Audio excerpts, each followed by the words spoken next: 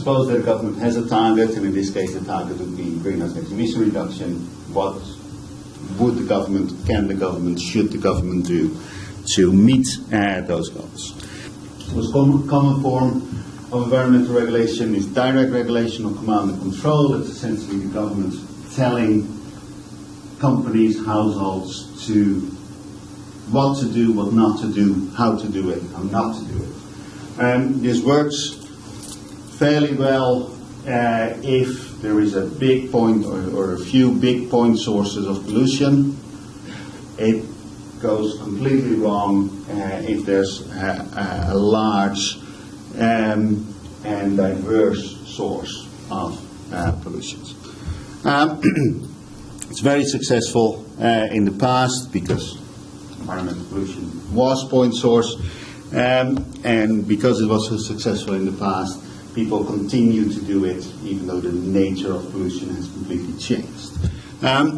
You can do all sorts of things in the direct regulation. You can regulate fuel efficiency, you can regulate the technology that is used, so you can regulate inputs, you can regulate the conversion processes, you can regulate the outputs, or you can just prohibit certain things, such as CFCs. You cannot make them, you cannot own them, you cannot sell them, you cannot buy them, just to make sure, right, that there are no CFCs anymore.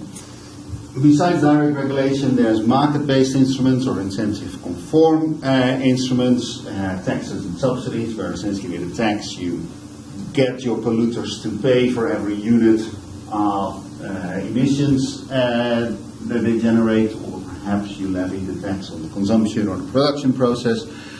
And the subsidies work the other way around. You give money to people not to pollute, right? Yeah, so in taxes you take money away from the polluter. With subsidies you give money to the polluter, provided that they improve their behavior, right? We showed last term that taxes and subsidies have the same effect in the short run, because they change the marginal costs in the same way, and so they both reduce emissions by the same amount, but in the long run they have the opposite effect, because taxes increase average cost, reduce returns on investment, and therefore shrink the polluting sector, whereas subsidies reduce average costs and therefore attract more activity into the sector. And then the third option, or the third broad category of market-based instruments or tradable permits, are essentially you set an overall cap, say on emissions, you cut this cap into small pieces, and somehow you get this to households or companies or whatever, and then if they think they have too few permits, they can buy it from other companies or other households, and if they think they have too many permits, then they can sell that. And provided that the market is perfect, everybody pays the same in the margin. And as with taxes, because there's always a price on carbon in this case, there is a continuous incentive to further reduce your emissions. Unlike, say, with a technological standard, as soon as you meet the standard, then you're done and there's no reason to reduce your emissions further. With taxes, tradable permits, subsidies, there's a continuous incentive to reduce emissions. One thing we did not talk about much last term is the step from creating the permits to getting them to the households. And there's various ways of doing so. The most popular form of initial allocation of permits is so-called grandparenting or grandfathering. Essentially what happens there is that the government creates the permits and gives them away for free to the biggest polluters in the recent past, so according to the most recent measurement of emissions. Why is this called grandparenting?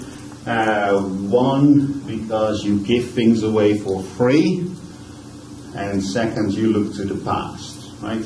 And that's what people thought grandfathers do until somebody said grandmothers do the same thing, right? Ever since it's known as grandparenting rather than grandfathering. The attractive thing from a political perspective is that this essentially confirms the status quo. So it used to be that your emissions were free. Now you have to have a permit for your emissions, but you got the permit for free. And the amount of permits you got roughly reflects what you're doing at the moment, assuming that there's no very rapid changes in the economy. So it confirms the status quo, and that is always the easy way out. Right? What you could also do, I mean, one of the big problems of grandparenting is that you punish good behavior. So you hand out emission permits in proportion to recent emissions, which means that if a company has cleaned up its act and reduced its CO2 emissions by a lot before there were tradable permits, that company will be punished, right? If you have a company that is inherently cleaner than its competitors, say a Ryanair or an EasyJet, who pack more people into a plane and therefore have lower CO2 emissions per kilometer flown, those companies are put at an inherent disadvantage because they get fewer permits, right? Whereas the less energy efficient companies like British Airways essentially get a larger capital subsidy, right? So grandfathering, grandparenting is easy, it's not necessarily what you want to do. So what you can also do is just create the permits and then sell them to the highest bidder. Then tradable permits become really like a carbon tax because there's equal pricing of emissions at the margin, and there's also government revenue. So they become really almost indistinguishable from a carbon tax. The advantage from the revenue perspective, from the treasury perspective, is that there's a lot of revenue. The disadvantage from a polluter's perspective is that there's a lot of revenue. Money changes hands from the polluter's viewpoint in the wrong direction. A good thing about auctioning is that you start the market with a price. A bad thing about grandparenting is that there's no price in the beginning. So essentially what you do is you give away the permits for free. So what is their value? And then you also give them away for free based on the recent past. So there is no immediate reason for people to start trading. So in the beginning of the market, people are sort of like wondering, how much would these things really cost? And because it's based on the recent past, in the beginning the market is thin, right? So you have a thin market and nobody knows what the price should be, so there's a lot of market discovery going on, and that may hamper the efficiency of the market, right? With auctioning, you start with a price, right? So everybody knows the price. So that is an advantage. So what people are now advocating is that if you have to go for grandparenting for political reasons, then please God, reserve 5 or 10% and auction those, so that at least you have a market signal at the beginning, right?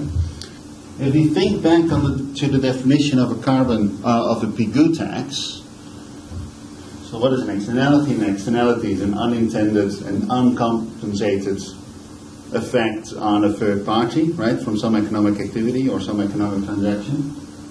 And the way to restore efficiency is to levy a PIGU tax. And the PIGU tax compensates the victim. Typically what we do with environmental taxes is that the government gets the taxation, but if you really read the fine print of the definition of PIGU tax, then the victim should get the compensation. So what I said is that with auctioning you actually generate the revenue and then it becomes like an environmental tax, but it's not yet a PIGU tax, right? So what you could also do to get the permits closer to PIGU tax is to give the permits to the victims of the pollution. And then if you want to pollute, you have to buy the right to do so from those who suffer the consequences, who then immediately get compensated. This may sound attractive from various perspectives, from an efficiency perspective, also from a fairness perspective. It's a political non-starter for climate change because the victims of climate change are the people in Bangladesh, right, who suffer sea level rise and see the country disappear under the waves of the Indian Ocean. And essentially what we're saying then is if you want to heat your house, you need to ask permission to a Bangladeshi and pay him to do so. And the amount of money that would change hands and flow in, from our perspective, completely the wrong direction makes this a political non-starter, right? Even if we sort of abstract from the difficulty in defining who is the greatest victim of climate change, right? And how do you distinguish between people who are a little bit a victim and people who are a little bit more victim, right? It's political non-starter, completely unpractical. Perhaps a more practical solution, perhaps a fairer solution, or perhaps a fair solution as well, is to just hand out the permits on an equal per capita basis. There is reason to do so in international law. International law has defined the atmosphere as the common property of humankind. That is, it's our property, right? And all of us own it equally, according to international law. What the government does here and here is essentially it expropriates part of that property right, namely the right to put waste into the atmosphere, and then grandparenting gives it away to companies, or in auctioning sells it to companies and then keeps the revenue for itself. That's a form of expropriation, right? So you can base it. The atmosphere is ours, it's not the government's. Let us get the money. This may seem fair, not necessarily fair. If you do this in a European context, then what you would find is that a country like Norway, it's cold, so they need a lot of energy in winter just to survive. It's very sparsely populated, so they need a lot of energy to meet their neighbors, right? So they just need a lot of energy. And if you compare Norway to Spain, where it's warmer, you don't need so much energy, it's much more densely populated, so you don't need to travel so far. Essentially what you're saying is that the Norwegians and the Spaniards get the same amount of emission permits. How is that fair, right? Because essentially the people in Norway live in Norway not because they choose to live in Norway, but because their great-great-great-great-great-great-great-parents choose to live in Norway, right? And you're essentially punishing the Norwegians for decisions that were made generations ago. It may sound fair, but it is not necessarily fair. If you do this in a global context, then again you're in a political non-starter because you would give away large amounts of money to poor people, right? Who live in faraway countries. And some may say that that's a good thing, right? It's definitely politically difficult, right? To do so. Okay. Does this matter for what's happening in the permit markets? No, says Coase. So how does the Coase Theorem work? So what you're looking at here is a simple diagram.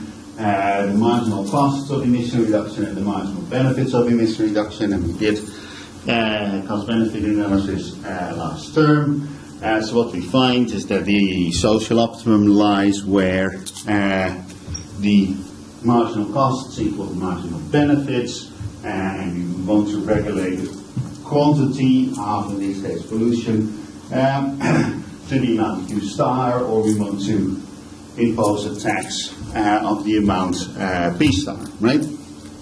That is what we found before. What does the Coase Theorem tell us? The Coase Theorem is essentially about the allocation of property rights. And one way of thinking about this is in a bargaining situation between two people. So suppose you live in a flat somewhere, and this new guy moves in next door, and he likes to play the saxophone.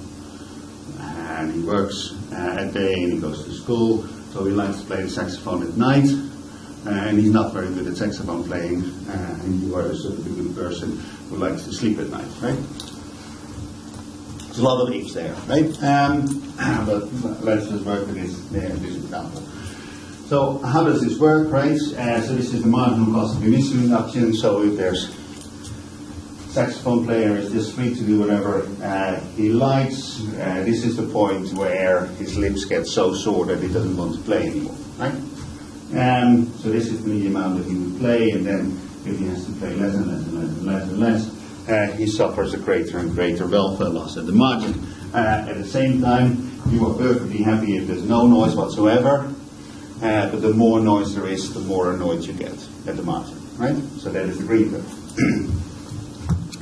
And then if we could jointly maximize your welfare, this is the amount of saxophone playing that you would choose, right? The two of you together.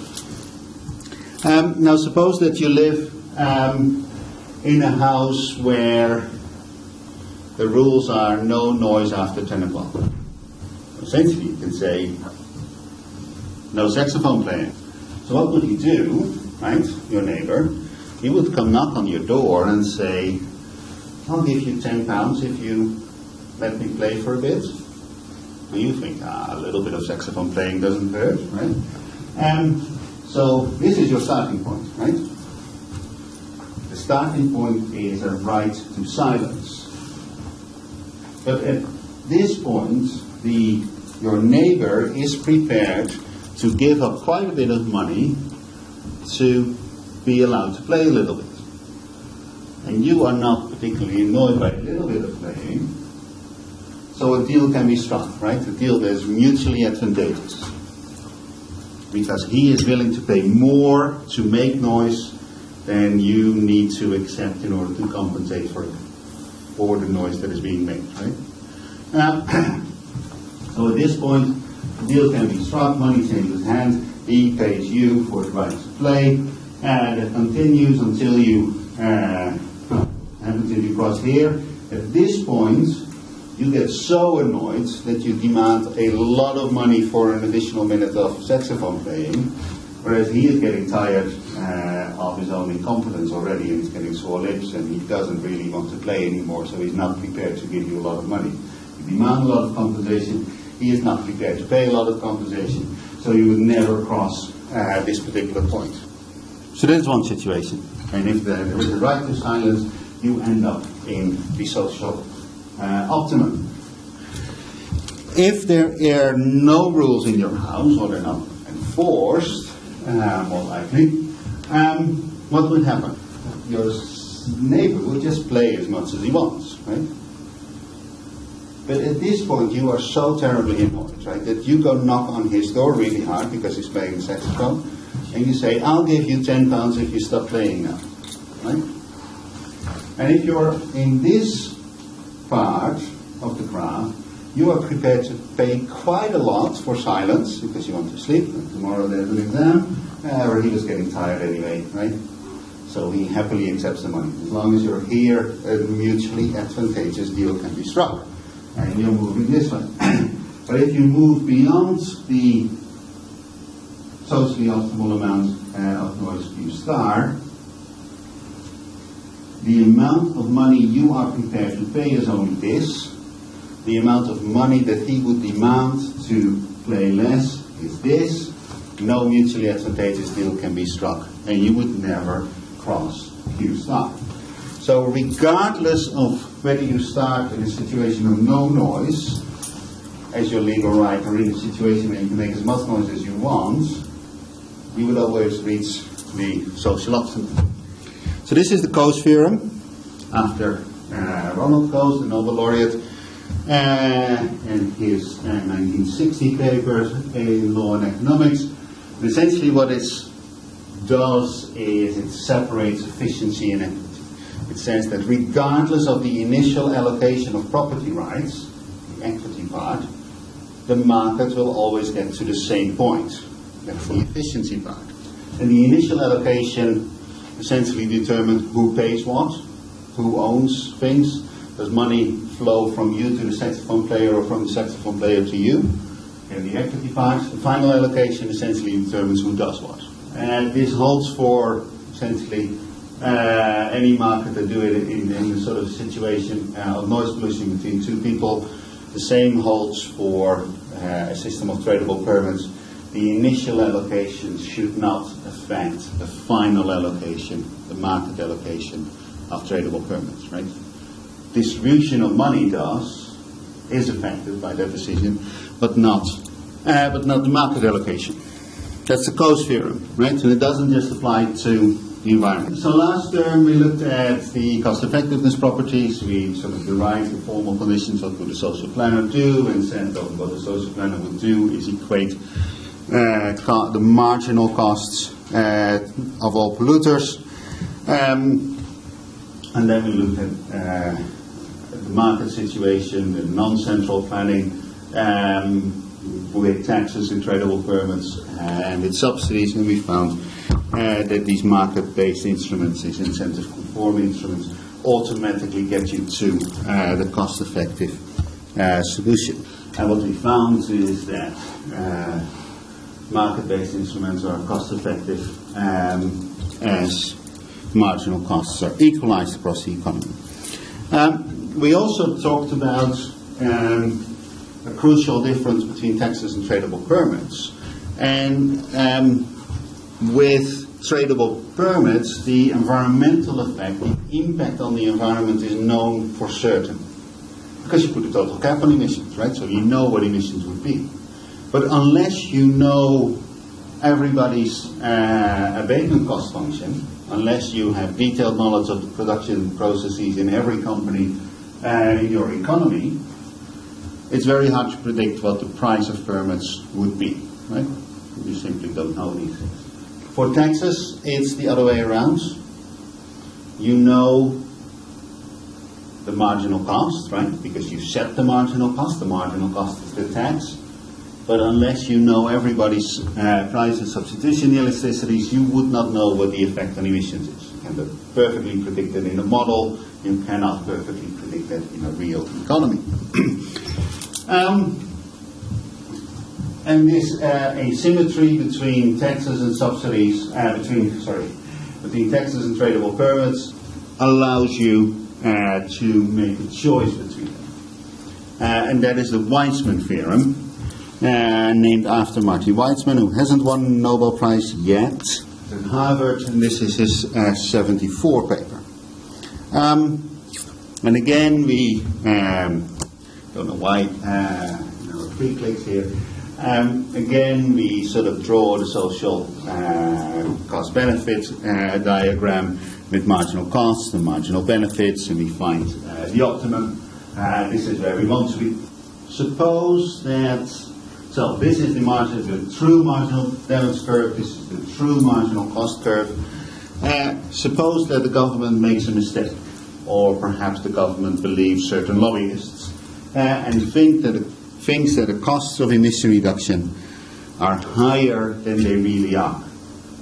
Right? So the brown curve is the true costs of emission reduction at the margin.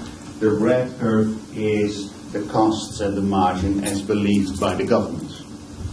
What the government should do is impose an emission target of Q star, right? But really what the government does is, if it believes that the costs of emission reduction are higher, is that it imposes an emission quantity of Q prime. This is emissions, not emission reduction, so essentially, if this is the case, the government under-regulates. Essentially, the government gives in to company lobbyists, right, to convince the regulator that emission reduction is way more expensive than it really is, right? So the government under-regulates the environment.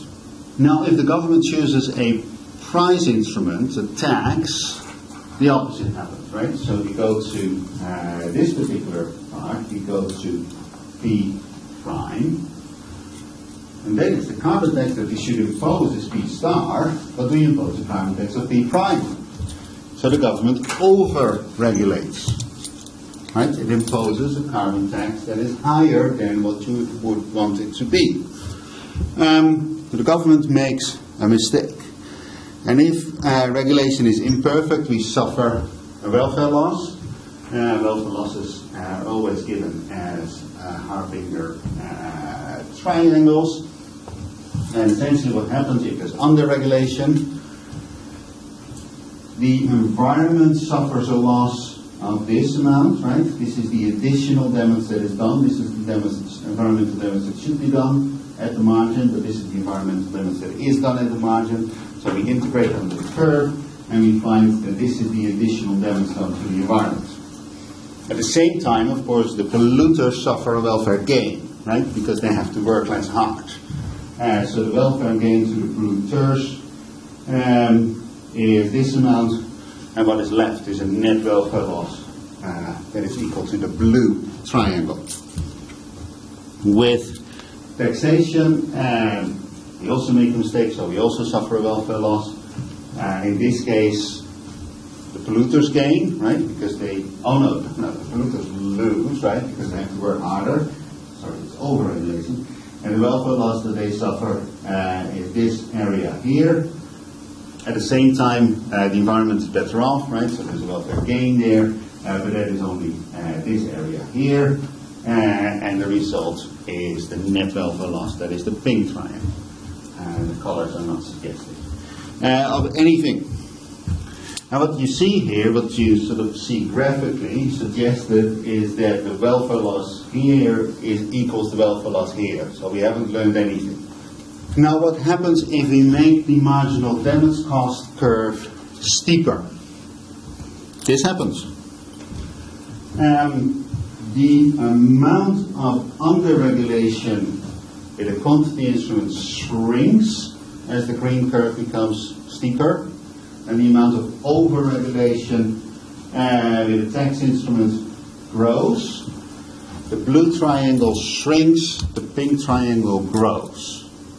So if the green curve is steeper than the brown curve, the welfare loss due to a quantity instrument, making a mistake with a quantity instrument, is less than making the equivalent mistake with a price instrument. Ditto if the green curve becomes shallower, the pink triangle shrinks and the blue triangle grows. So that's the Weitzman Theorem, and the answer all depends on the relative steepness of the curve. Now Weitzman did not do this graphically, he did this algebraically or even with calculus. He did not consider one mistake, but he considered a continuum of mistake in both directions, but the insight is exactly the same. And the insight is the following, that if the marginal damage cost curve is steeper than the marginal abatement cost curve, then you would want to opt for a quantity instrument, because mistakes with quantity instruments are less harmful. But if the marginal damage cost is shallower, then you want to opt for taxation, because mistakes with setting the wrong tax rate are less costly than making mistakes with quantity instruments. And here is the same thing in words. How does this apply to climate, or as a matter of fact, any stock pollutant? The impact of climate change is determined by the sum total of emissions over centuries, over the whole world. So if my emissions, or if the emissions in the UK in the year 2016 are a little bit higher or a little bit lower, that does not affect the climate to any sort of noticeable extent. So the marginal impact of climate change is essentially insensitive to the exact emissions in a particular country in a particular year. So making a mistake by setting the wrong amount is not a big deal for the environment. So the marginal damage cost curve is flat, as flat as can be. The economic consequences of setting a very stringent target, setting an overly stringent target, can be quite severe. So really what you want is make sure that you control your economic effects and not care too much about the environmental effects. So you would want to opt, in this case, for a carbon tax rather than for tradable permits. That, unfortunately, has fallen on deaf ears with our dear leaders. Even though economists have known since 1974 that For a problem like climate change, taxation is your policy instrument of choice. Politicians have jumped on tradable permits. Here we see an incomplete list. The Kyoto Protocol in 1997 established emissions rate within the OECD, emissions rate between the OECD and countries in what used to be the Soviet bloc, and between OECD countries and poorer countries. Within the EU, there is an emission trading scheme, which used to be called now the emission trading system. There are two markets in the US, on the East Coast and on the West Coast. Australia may or may not introduce tradable permits sooner or later. Korea is on the verge of introducing them. China has 9 carbon markets at the moment, trial markets, and they say they're going to have a national market by 2020, and so on and so forth. And there's a whole range of other countries who are following. And it is as if politicians have listened to economists but not quite understood, right? So economists are known to say more is better, and economists are known to say markets are good. Politicians have sort of turned this into more markets are better. Now what we want for cost effectiveness is a uniform price. And a uniform price requires a single market. And what has happened is that multiple markets have been created. So there's multiple prices, right? So you immediately violate cost effectiveness. So let's look a little bit more closely at some of the details of the EU ETS, which is the largest market for tradable permits in the world. It's the only international market for tradable permits in the world. It covers about 60% of greenhouse gas emissions in Europe, and most of it is carbon dioxide. There's a little bit of nitrous being traded as well. It started smaller, it's constantly growing. Let's forget about midstream trade. Initially the permits were grandparented. They're gradually moving it to an auction system.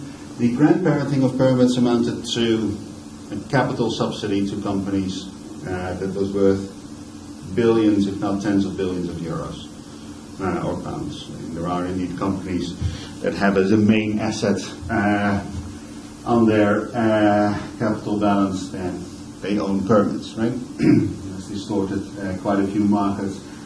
Big energy companies went into Eastern Europe, bought old clapped-out factories just to close them down and get the permits from them. So it's quite a big thing. Within a commitment periods were 2005, 2008, 2008, 2012, or 2005, 2007, I should say, 2008, 2012, 2013, 2020. Within the commitment periods, there's full banking and borrowing. That is, you have a permit to emit at some time between 2013 and 2020. Why is that? There's a lot of natural variability in energy use. It responds to the weather, it responds to transport choices, it responds to geopolitical events, fighting a war, for instance, is fairly carbon intensive. So there's a lot of natural variability. And if you have a permit for 2016, and it's valid for 2016 only, and it so happens that November gets pretty cold, and on the 23rd of December you're running out of permits, and you think that David Cameron will stick his head on TV and say, sorry, we've run out of permits. We're going to close down the country for Christmas and reopen on the 1st of January. Please turn off your oven, there's no turkey this year. No, right? You're not going to do that. You need some sort of escape from a real tightness in the market that may come about. And if you just have these permits for a longer period, and of course the natural variability sort of evens out over a longer period. So that is why these are not permits for a particular year, but for a period. What you can do with permits that were for the second commitment period, 2008-2012, you can still use them. But you can't do it the other way around. You can't say, I'm using my permits for the year 2021 now already. That is not allowed, right? So there is one-way time travel, but not two-way time travel between commitment periods. And there's another escape valve. If you're running out of emissions or out of emission permits, you can always pay a fine. At the moment, the price of these permits is about €7 per ton of CO2. The fine is €1,000. So you don't want to do that, but if push comes to shove, you can. Prices have been fairly volatile. This is essentially the economic decline of Europe. We thought we would grow fast. We promised ourselves that our economies would grow fast and that we would all become rich.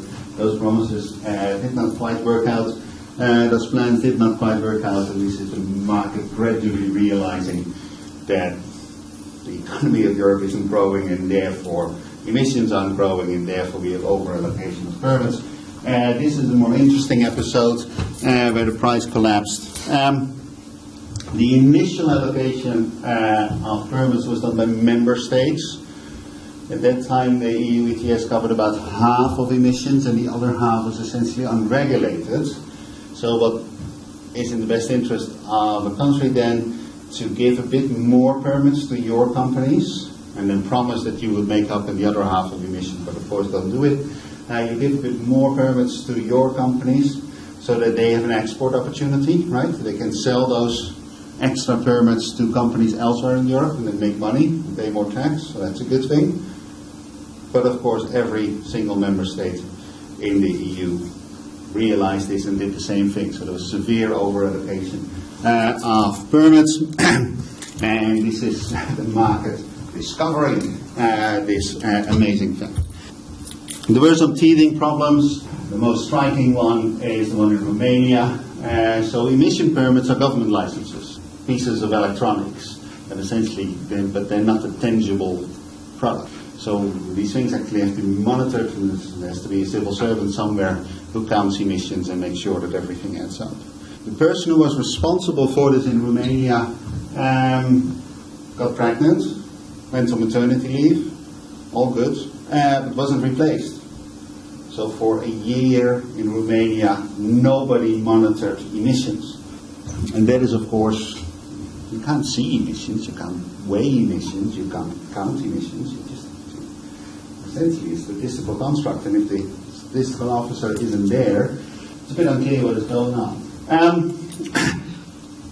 There's a range of problems like this. Initially the VAT rules weren't standardized, and some people made up with a lot of money.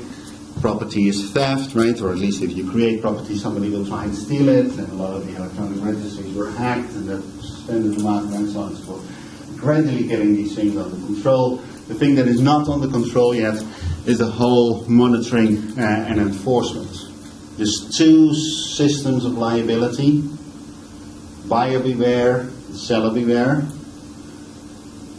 If you buy a bunch of oranges in the supermarket, you pay for it, you discover that they're rotten on your way out of the supermarket, that is your problem. You're the buyer, you should have been beware, right? You should have inspected your oranges before you paid for them. If you buy a second-hand car, you pay for it, but within 4 weeks you discover that there's something fundamentally wrong with the car, you can take it back. It's seller beware, not buyer beware. Tradable permits are seller beware, which means that if an Italian company sells a permit to a UK company, but the Italian company does not reduce its emissions, it just sells its permits, so it's a fraudulent permit essentially.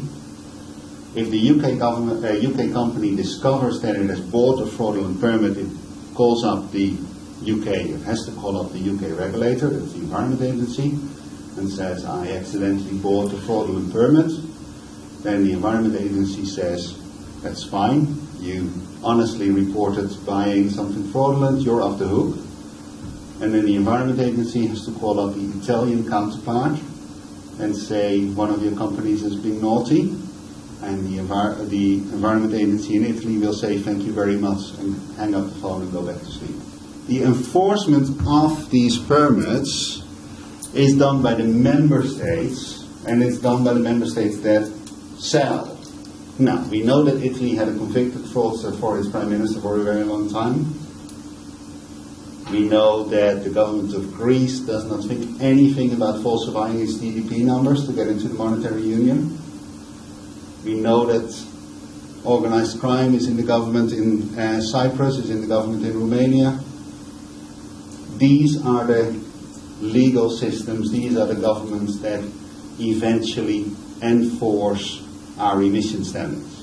And that is a big problem. It hasn't come to light partly because the price is so low. It doesn't make sense to now completely defraud the system.